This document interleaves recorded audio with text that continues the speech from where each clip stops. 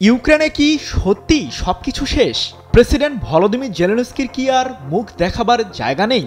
Russia ইউক্রেনের চলমান যুদ্ধের চিত্র আপনাকে অবাক করবে, কারণ ইউক্রেনের ছোট থেকে বড় গুরুত্বপূর্ণ ও কৌশলগত কোনো এলাকাকেই দখল করতে বাদ দিচ্ছে না রাশিয়ার সামরিক বাহিনী। প্রশ্ন হলো, ইউক্রেনের দক্ষিণ পূর্বাঞ্চলে কি দেশটির প্রতিরক্ষা বলয় একেবারে ভেঙে পড়েছে? ইউক্রেনের সেনারা কি চুপচাপ তামাশা দেখছে?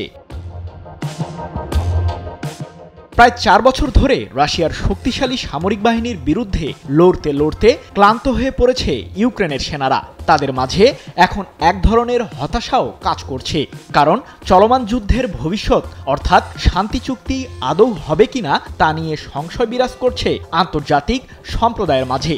যুক্তরাষ্ট্র যেখানে চাইছে এই যুদ্ধের সমাধান হোক, সেখানে ইউরোপীয়রা আবারও ইউক্রেনকে অস্ত্র সহায়তা দেওয়ার প্রতিশ্রুতি দিয়েছে। তবে নিজের লক্ষ্য বাস্তবায়নে এক পাও পিছু হটেননি রাশিয়ার প্রেসিডেন্ট ভ্লাদিমির পুতিন। সম্প্রতি জেলেনস্কির উদ্দেশ্যে কড়া হুঁশিয়ারিও দিয়েছেন রুশ প্রেসিডেন্ট। যুদ্ধের ময়দানে সামরিক সংঘাতের ইতি টানতে হলে ইউক্রেনকে রাশিয়ার কাছে ছাড়তে হবে নির্দিষ্ট কৌশলগত অঞ্চল, অন্যথায় জোরপূর্বক সেই অঞ্চলগুলো দখলে নেবে রাশিয়া, এমন বার্তাই দিয়েছেন পুতিন। রাশিয়ার সামরিক বাহিনী বর্তমানে ইউক্রেনের দক্ষিণ পূর্বাঞ্চল এবং উত্তরের এলাকাগুলো দখলে নিতে দ্রুত গতিতেই অগ্রসর হচ্ছে। এরই মধ্যে ইউক্রেনের পূর্বাঞ্চলীয় শহর পোক্রোভস্কের নিয়ন্ত্রণ নেবার দাবি করেছে পুতিনের সৈন্যরা, যেটি দখলের জন্য ইউক্রেনের বিরুদ্ধে প্রায় ১ বছর ধরে হামলা জোরদার করেছিল রাশিয়া। পশ্চিমা গবেষকরা জানিয়েছেন, সাম্প্রতিক সময়ে রাশিয়ার সৈন্যরা যুদ্ধের তীব্রতা আরও বাড়িয়েছে।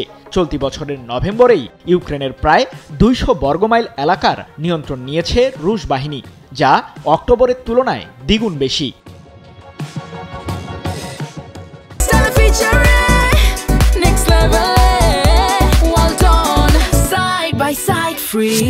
এদিকে ইউক্রেনের দোনেস্ক অঞ্চলের ছোট্ট শহর সিভেরস্কের চারপাশে অবস্থান করছে রাশিয়ার সামরিক বাহিনী।